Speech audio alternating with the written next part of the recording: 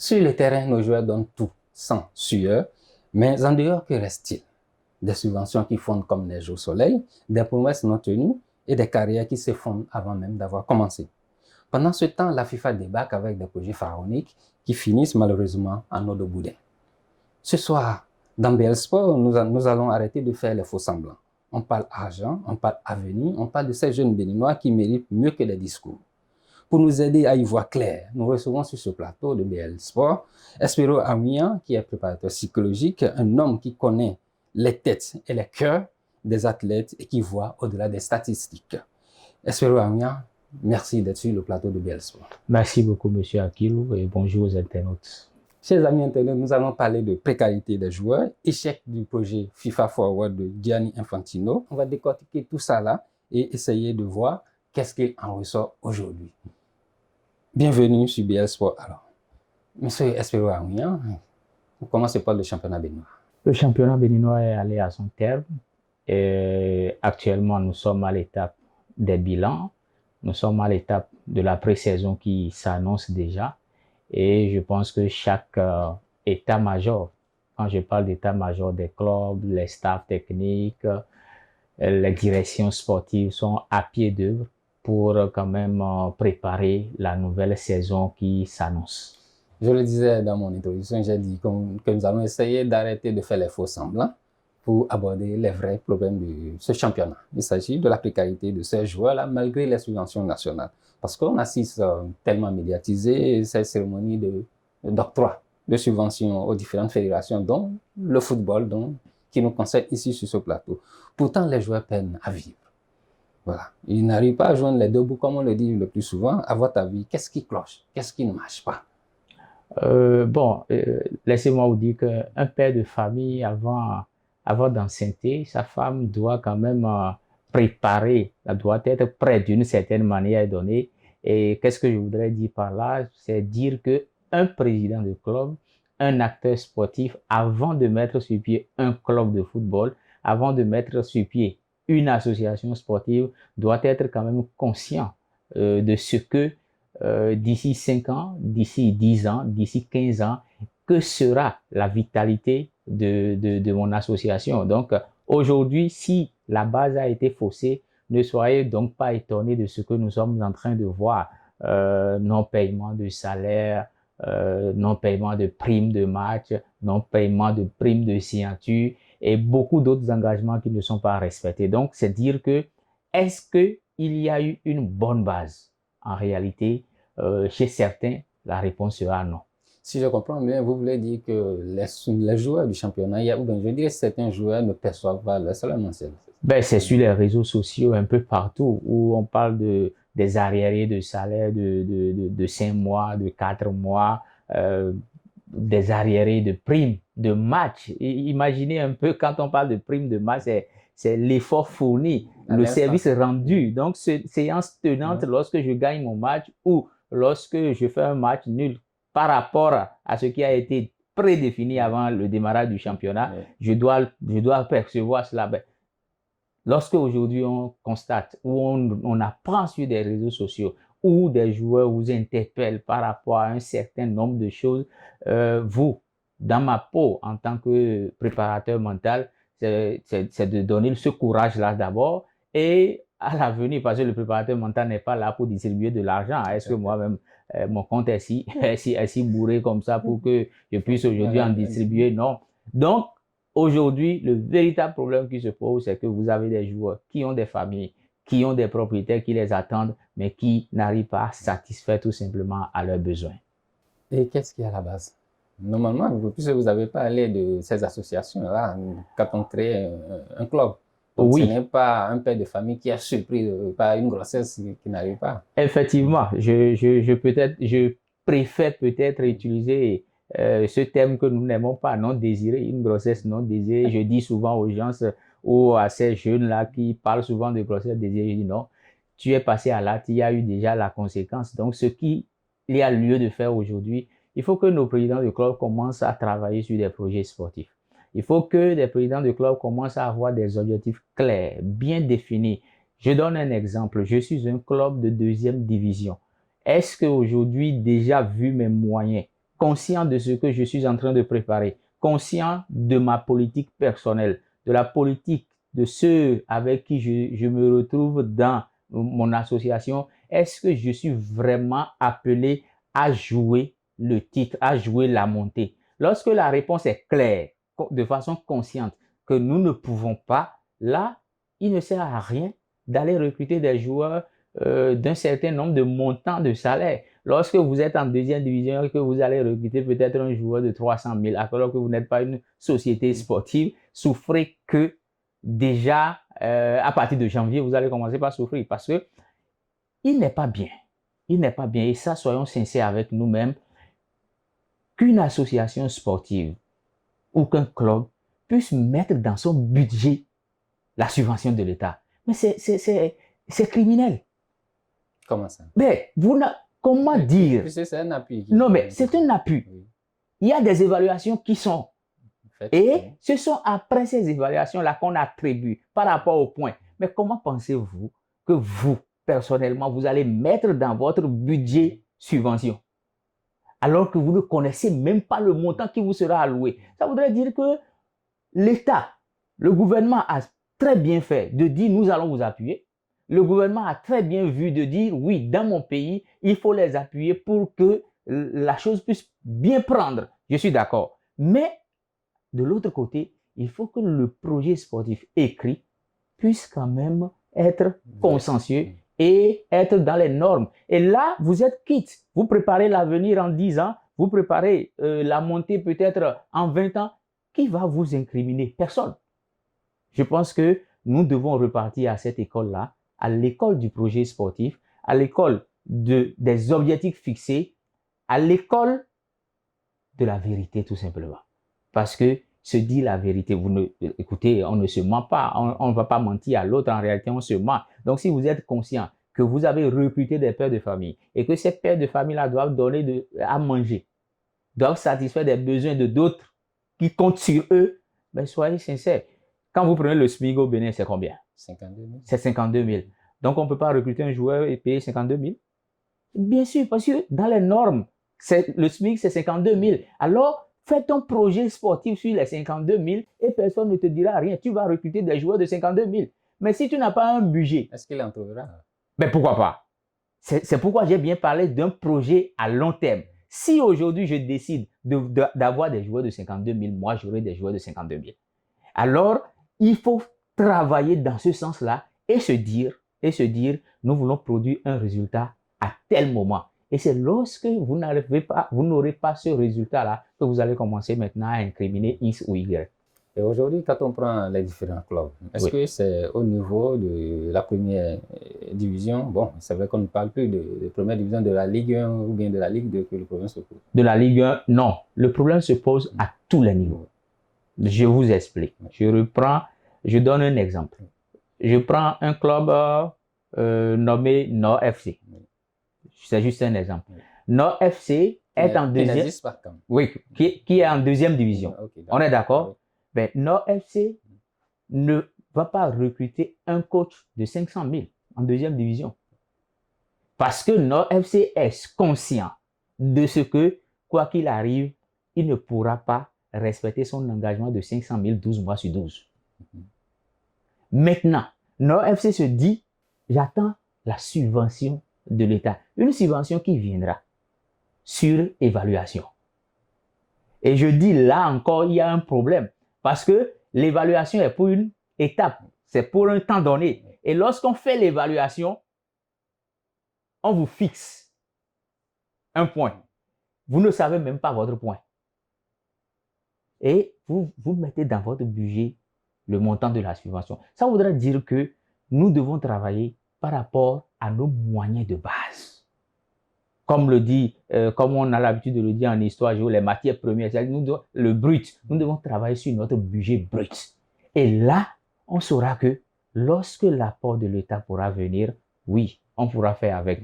Ce n'est que ça qui nous sortirait de ce que nous sommes en train de vivre avec des joueurs sans salaire, avec des pères de famille qui n'arrivent même pas à décrocher les appels de leurs propriétaires. Vous voyez, c'est ahurissant.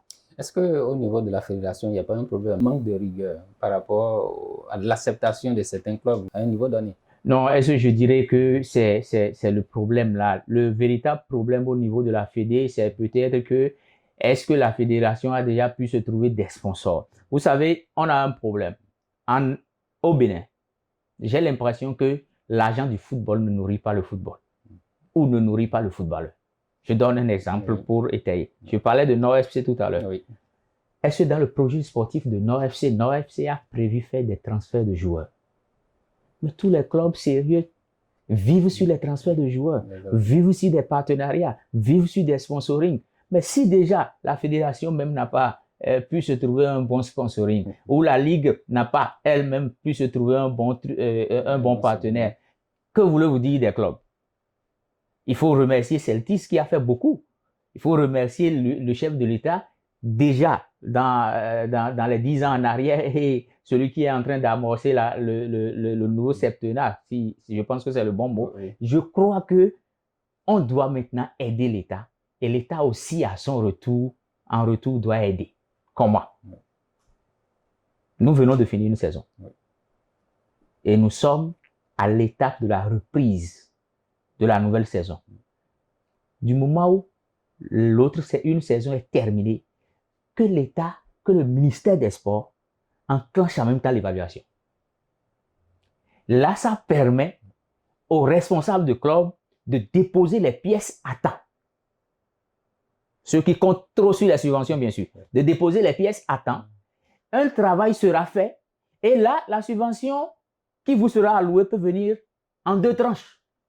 Là, vous êtes sûr que nous n'allons pas vivre ce que nous sommes en train de constater actuellement. Ça voudrait dire qu'une subvention peut déjà venir en décembre et une autre subvention peut venir en mai.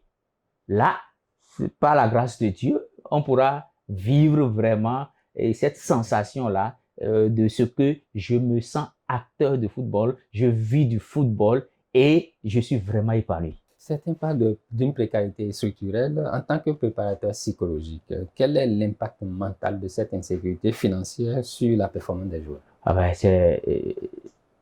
Vous n'avez pas donné le petit déjeuner à votre enfant. Vous êtes sûr qu'il pourra bien étudier? Il ne peut pas. Les performances sont là.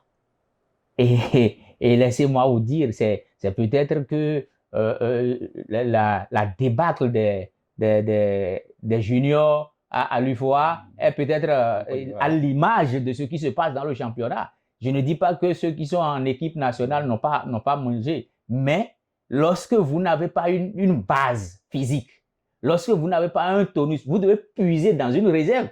Mais lorsque la réserve n'existe pas, Raymond Tchaï ne pourra que payer des conséquences de cela. Lorsque vous avez des joueurs qui ne mangent pas, vous voulez quoi sur le terrain? Ils ne vont rien produire, ils ne vont rien donner. Et qui va les suivre? Lorsqu'un joueur est affamé sur le terrain, qui va le suivre? Lorsqu'un joueur ne prend pas sa prime de match avant le prochain match, c'est une prime de motivation. Il sera comment?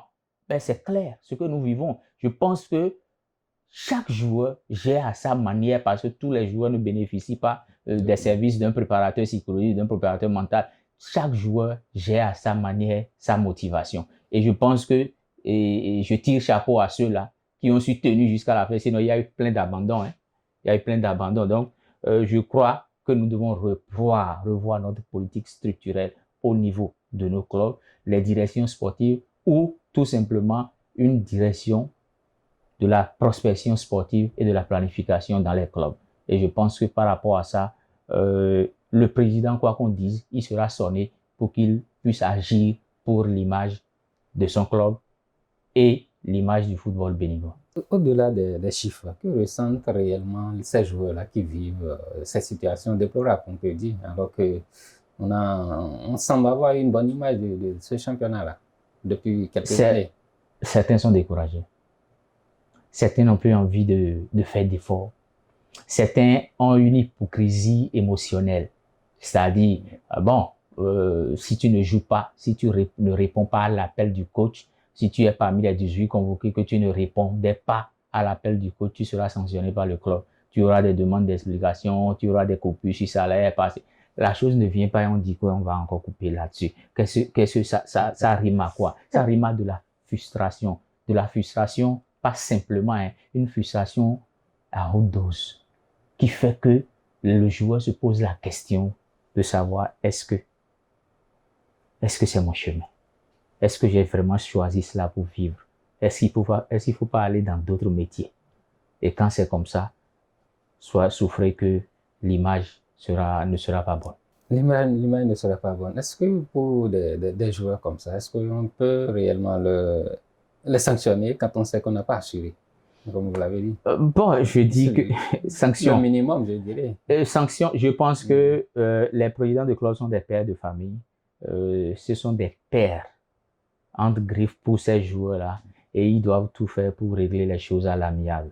Je dis bien à l'amiable pour que la situation ne dégénère pas. Parce que à un moment donné, quand vous ne vous séparez pas en de bons termes, c'est pas toujours bien pour la vie. Je ne dis pas pour l'instant, je ne dis pas mais c'est pas toujours bien pour la vie parce que lorsque les relations se détériorent, c'est que tout est foutu. Et je pense que ils sont des pères de famille, ils doivent ramener peut-être la balle à terre, si on doit le dire ainsi, et savoir que comme leurs enfants peuvent leur demander un bonbon, et quand il en manque, ils pleurent, c'est de la même manière l'enfant du joueur aussi peut demander un bonbon, et le père va pleurer, pas l'enfant, le père va pleurer parce que le père n'en a pas. Et c'est dommage. Et c'est dommage, comme vous le dites. Maintenant, quelles sont les solutions qu'on peut préconiser pour remédier à cette situation-là? La première solution, faites la politique de vos moyens.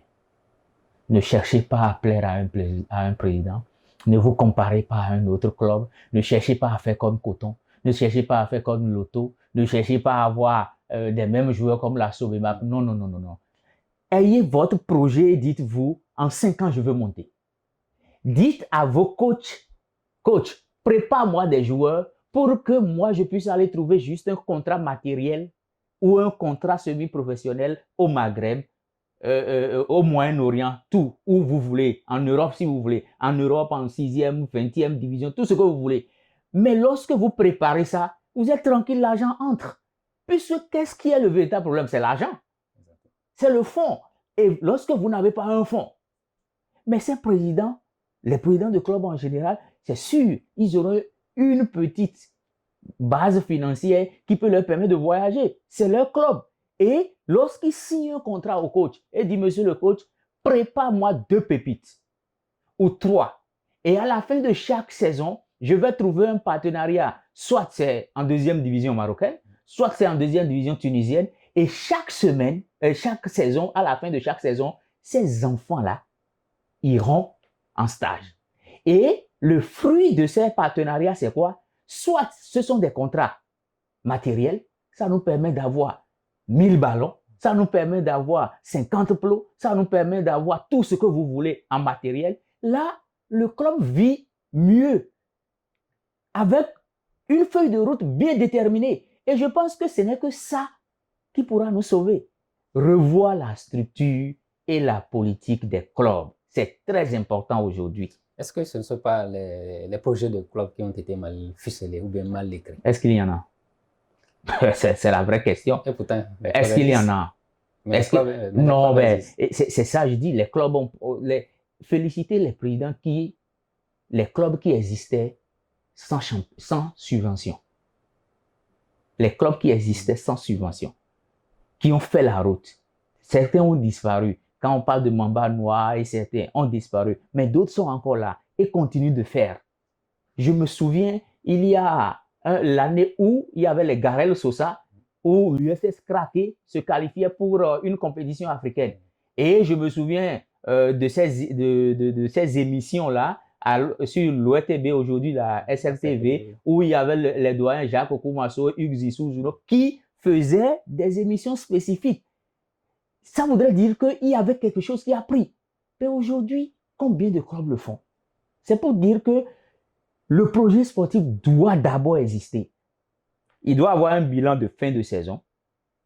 Et vous voyez, quand Coton dit, nous voulons restructurer, par exemple, ça voudrait dire que Coton a senti qu'en 5 ans, on aura des problèmes. Alors, il faut restructurer. On a amené un nouveau coach. Monsieur le coach, voici l'épine dorsale du club. les 7 retenus.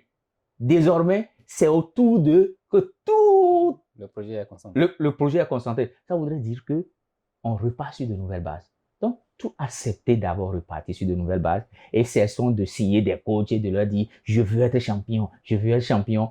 Alors que tu veux être champion, avec quoi? Avec quel projet? Est-ce qu'il n'y a pas un travail qui n'a pas été fait au niveau de la fédération où il faut ramener les clubs à terre? Et elle leur dit que tout le monde ne peut pas vouloir remporter le championnat. Non, vous savez, un objectif, quand vous vous couchez, il est permis de rêver. Hein. Oh, yes, donc, lorsque le sommeil est là, on ne peut pas interdire à un rêve de ne pas prendre place. Mais quand le rêve aussi est inatteignable, je voudrais en venir. C'est pourquoi, lorsque vous dormez, que votre rêve, c'est que vous n'avez même pas un vélo et vous rêvez, vous êtes dans une Range Rover et que c'est vous, et vous vous levez le matin, donc vous vous voyez vraiment dans cette Range Rover-là. Ce n'est que illusionnel. Et quand c'est comme ça, il faut prendre conscience. Et je pense que quand vous parlez de la fédération, moi, je dis que ce n'est pas la fédération. La fédération ne peut pas te dire ce que tu vas faire. La fédération a son affiliation. Tu t'es affilié.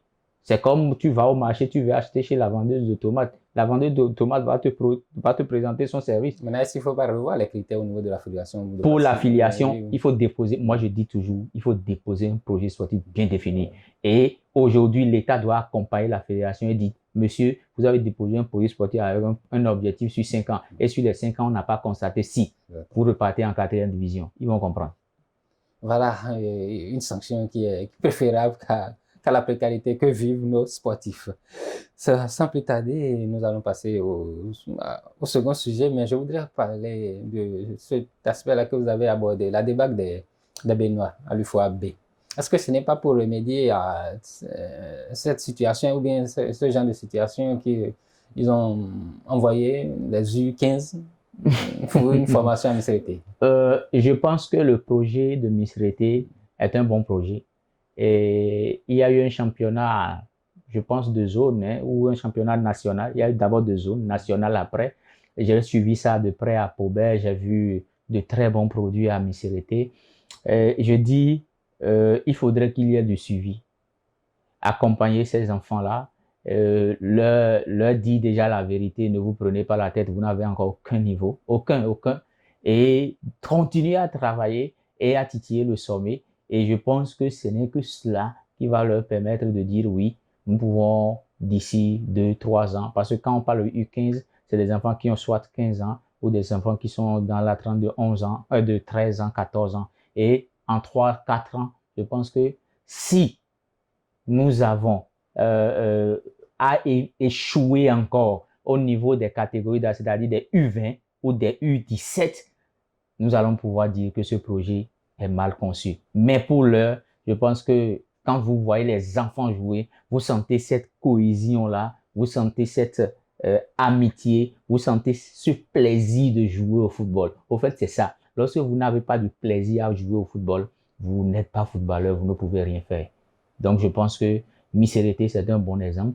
Et il faut que l'État puisse suivre vraiment les centres de formation, accompagner maintenant. Parce que quand vous prenez tous les centres de formation au Bénin, est-ce que les centres de formation bénéficient des mêmes traitements que ces enfants de Misrété? Pourtant, il y a des clubs, il y a des centres de formation. Quand ils rencontrent ces enfants de Misrété, les enfants ne s'en sortent pas. Hein. Je donne l'exemple d'Astam, par exemple, de certains autres clubs. Donc, c'est pour vous dire qu'il y a un travail qui se fait. Il faut que l'État regarde tout le monde, parce que nous sommes tous les enfants du Bénin. J'espère que ces jeunes auront le ventre plein, parce que celui qui n'a pas le ventre plein, on ne peut pas lui demander des efforts, comme je le disais un peu plus tôt. Eux, ils ont le ventre plein. Merci beaucoup, M. Aouya. Je reste toujours au niveau de la fédération. Est-ce qu'il n'y a pas quelque chose à revoir par rapport à l'attribution de ces subventions-là? Est-ce que ça ne vient pas peut-être tardivement? Est-ce qu'il ne faut pas revoir le montant, monsieur le Sud, même si parfois c'est un peu secret? Non, je ne dirais pas que ça... J'ai bien parlé tout à l'heure, je disais que la manière de l'octroi, la fédération même a des ressources. La fédération peut décider d'apporter un plus au club. Messieurs, nous vous donnons 2 millions. Lorsque votre subvention sera là, on va défalquer. C'est un contrat, on s'entend là-dessus. Ce n'est que cela ce n'est en cela que la fédération pourra vraiment aider les clubs. Leurs ressources propres et dire si un président en a besoin, on ne peut pas forcer tout le monde. Mais si un président, on dit si un président en a besoin, si un club en a besoin, passez nous voir, nous allons faire le jeu avec vous. Et lorsque votre subvention sera là, ce qui est sûr, on connaît, il y a eu déjà 3 à 4 subventions et on connaît déjà la fourchette de chacun. Donc, on ne peut pas faire des arrangements pour excéder. Il faut toujours être dans la moyenne et permettre à chacun d'être modéré dans son humble conscience. Merci, M. Aounian. Nous allons passer au second sujet qui a trait au football mondial. Il s'agit du projet FIFA Forward présenté par Gianni Infantino, qui était pharaonique, mais qui, comme je le disais, s'est terminé en eau de boudin. Un échec cuisant. Comment avez-vous, qu'est-ce qui n'a pas marché à ce niveau-là? Comment avez-vous ressenti cet échec? Au fait, je dirais ce que tu as fait, te fait. Autrement dit? C'est pour dire qu'on sait comment Infantino est venu. Il a crié ici, on a crié à tout, on est venu même enlever la dignité de Blatter. Mais aujourd'hui, vous savez, quand vous associez les hommes, la plus grande entreprise que l'homme ne peut jamais, je dis bien jamais, maîtriser, c'est la ressource humaine. Et Infantino n'est pas seul. Mais associe ceux qui sont avec toi. C'est comme je dis, vous allez dans une famille, par exemple, où, excusez-moi l'exemple, hein, vous voulez donner peut-être la dot. Il y a forcément un oncle là ou un phénomène parmi tout le monde là. Quand vous arrivez à le prendre, c'est que vous n'aurez plus de problème. C'est pour vous dire quoi? Infantino n'a pas su associer certaines têtes, puisqu'il y a certaines têtes qui dépendent de certaines têtes. Ça, soyons sincères. Et ces têtes-là qui dépendent n'ont pas le deux mots. Mais ce sont les têtes qui ont le mot qu'il n'a pas su associer. Et c'est ce qui a fait péter son projet. Et parce que c'est vrai, on va penser que, on va dire les Africains sont sortis perdants. Nous n'avons pas de l'argent, mais il y a une dignité à sauvegarder. Parce que, après tout, la Coupe du Monde, en tant que jeu, dans l'enjeu, doit avoir sa valeur. Et je pense que, au-delà de tout, c'est cette valeur-là que certaines personnes, certains membres de cette FIFA-là ou de d'autres associations sportives ont cherché à sauvegarder et aujourd'hui se trouve le dos au mur. Est-ce qu'aujourd'hui, avec OCP aujourd'hui en Afrique, on a une certaine dignité encore? Vous savez, tout ce que l'homme fait, il y a toujours quelque part où c'est pas toujours clair. Nous ne sommes pas des êtres totalement sains. Je pense que c'est une grosse sphère où là, il y a certaines choses que vous ne comprenez pas. Et je crois que le président de la CAF doit parfois modérer et se dire je ne suis pas seul, j'ai été plébiscité par certains, par des têtes données, alors avant de faire, il faut. Parce que nous avions suivi le feuilleton du titre qui n'a pas encore été attribué jusqu'à aujourd'hui. Vous voyez tout ce qui s'est passé autour. Je dis, dans une maison, il y a toujours des soucis, mais il faut prendre conscience de ce que le souci, est-ce qu'il est vraiment d'intérêt personnel ou d'intérêt général? Quand l'intérêt général est massacré, c'est là la dignité prend un coup. Voilà, on nous donne rendez-vous en octobre pour voir qui du Sénégal ou bien du Maroc a remporté cette CAN-là. Ce qui est sur la coupe est quelque part. Ah oui, on verra bien. Mais réellement, quel est le sort? C'est la tête de Gianni qui est demandé. Vous savez, je n'ai aucun intérêt personnel à voir les choses, des échecs répétés. Il faut se dire une chose, Infantino doit ramener la balle à terre et écouter les autres. Il n'y a pas de forte diplomatie. La Coupe du Monde organisée tout dernièrement était la pire des Coupes du Monde. Interdit la dignité, interdit à un arbitre qui a travaillé, qui a vraiment fait et qui mérite de participer. Et à ce dernier, on refuse. Et personne, alors qu'on dit que le football est quoi? C'est unificateur. Le football est rassembleur. Et on refuse, on sabote, on dit. Sous prétexte qu'il est terroriste. C'est dommage. La même chose que pour l'équipe d'Iran qui, à chaque fois, devait c'est dommage. voyager. Ou parfois, il faut déplacer certains. C'est-à-dire, d'autres sont chosifiés. C'est pas bien. Je pense qu'on doit revoir tout cela et vraiment aller dans l'esprit sportif pour que le fair play puisse régner. Et tant que Infantino ne va pas réussir à rassembler, à aller vers des têtes qu'il connaît lui-même, c'est pas moi qui vais le dire, qu'il connaît lui-même, je pense qu'il ne va pas pouvoir tenir. Est-ce qu'il n'y a pas mieux que lui aujourd'hui? Ben, il y en a. Est-ce que il n'y en a pas? Il y en a.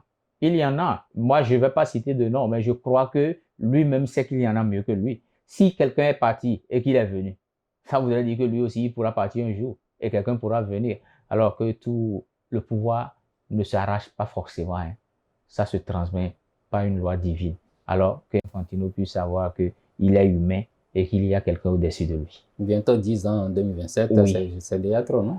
Bon, je dirais que c'est trop. Est-ce qu'il ne faut pas passer au regard de cette calamité de Coupe du Monde qui a été organisée? On dira en Afrique que Motsepe a fait son temps, il doit partir aussi. Oui, alors, c'est pour vous dire que si Infantino a fait un temps et qu'il est peut-être fatigué psychologiquement, il faudrait qu'il prenne qu'il prenne congé du poste et puis le reste là, on va gérer aussi. Lorsque des projets comme pour Gianni Infantino laissent du côté l'humain au niveau du football, est-ce que c'est raisonnable pour le financier? C'est pourquoi je disais tantôt que ce qui s'est passé avec l'arbitre somalien, ce qui s'est passé avec l'Iran, ce qui s'est passé avec d'autres clubs, d'autres équipes, où l'Angleterre, par exemple, au camp d'entraînement, on vient constater tel, on constate tel. Mais dites-vous, c'est pour dire qu'eux, ils n'ont pas ce temps-là. Le temps qu'ils ont, c'est le temps de la manie, du nerf de la guerre. Ben, ils sont là. Ceux qui est sûr un jour, ils vont céder et d'autres viendront. Précarité des joueurs du côté béninois et puis projet pharaonique qui chute. Où va le football aujourd'hui? Le football ne changera pas parce que tant que le ballon est sur le rectangle vert, il y aura forcément 22 acteurs, il y aura des supporters dans les tribunes, il y aura d'autres acteurs qui vont comprendre mieux. Soyez sûr d'une chose, quand vous êtes mal compris et que vous dites la vérité, parfois on vous met de côté. Donc, aujourd'hui, Infantino est venu et il va repartir. Ça là, soyez sûr, il va repartir. Tel Issa Yatou a laissé, un autre est venu prendre, cette même personne va repartir aussi. C'est pour vous dire que c'est une succession. Mais quelque chose n'a pas changé. Allez sur un terrain aujourd'hui, jetez le ballon et voyez si en 2 minutes, vous n'aurez pas du monde autour de vous. Le ballon garde toujours, le cuiron garde toujours sa ferveur et tout ce qu'il y aura autour va toujours garder sa ferveur du spectacle, du beau jeu et de l'argent parce que c'est le véritable problème. Il n'y a pas football sans moyens et il n'y aura jamais moyen sans football aussi. Blatter est parti, Gianni Infantino menacé, Platini qui l'a raté. On verra bientôt ce qu'il en sera. On verra le successeur bientôt. Oui. Bon, pour terminer, si vous avez une recommandation forte à faire, une seule, pour sortir le football béninois de cette précarité-là, de cette impasse qu'on a évoquée, quelle serait, selon vous, cette recette-là? Et comment mobiliser les mentalités pour enfin passer à l'acte? J'ai une seule phrase à donner. Travailler pour bâtir et encadrer pour révéler. Travailler pour bâtir et encadrer pour révéler. C'est très important. Cette phrase-là résume un projet sportif bien défini. Que personne n'ait honte de son moyen, de ce qu'il a. Qu'il fasse la politique de son moyen et je pense que facilement, nous allons pouvoir réussir. Et vous allez voir, lorsque nous allons commencer à vendre, lorsque chaque club va se donner pour objectif de sortir un seul joueur en 2 saisons et que l'argent va rentrer dans sa caisse, vous allez voir combien de fois vous aurez des joueurs dans ce pays qui viendront à l'entraînement en voiture, des joueurs qui viendront à l'entraînement à moto et des hommes vont passer de côté. C'est faisable, il faut y croire. C'est pourquoi je répète ma phrase, travailler pour bâtir, encadrer pour révéler. Je vous remercie. Merci Espero Aounian pour cette parole franche et lucide. Ce soir, on a vu que le problème du sport béninois ou bien du football béninois n'est pas qu'une question de moyens, mais c'est une question de vision, de rigueur et de considération pour ceux qui portent les couleurs du pays. Tant qu'on ne traitera pas les joueurs comme des numéros et les projets comme des effets d'annonce, on continuera de collectionner des désillusions comme le FUAB récemment. Mais ici, à Biel Sport, on croit en la transparence, à un changement possible. Il passe par la vérité, par la transparence et par une volonté collective de mettre l'humain au cœur du jeu. Espérons William nous a montré que le mental est la clé et la vision est nécessaire pour chaque projet au niveau de chaque club. Il est temps à nos dirigeants de revoir leur stratégie. Restez connectés, restez critiques et surtout restez passionnés sur BLTV. Prenez le rendez-vous du prochain numéro. À bientôt.